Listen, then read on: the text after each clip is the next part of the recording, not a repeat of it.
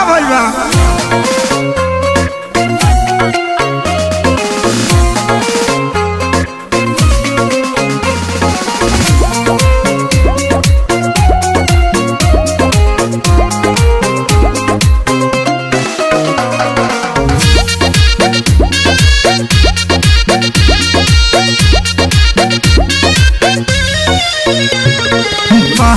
भुलाइल बाकी झुमकाए रानी बोलत ना बाड़ू का बा परेशानी।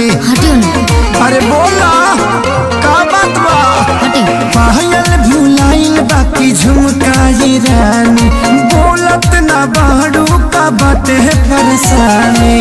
काहे तोहर भोरे से लटकल बलोला हो लटकल बलोला।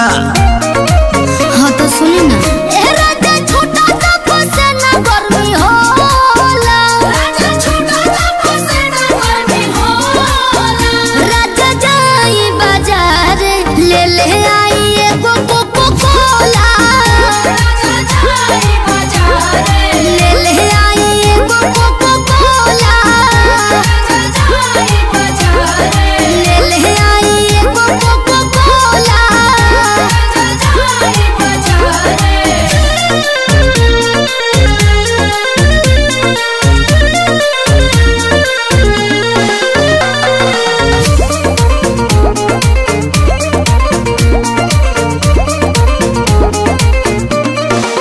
जवन जवन कहबू लइबो सजनिया लहई पीला ग्लूकोच वाला पनिया।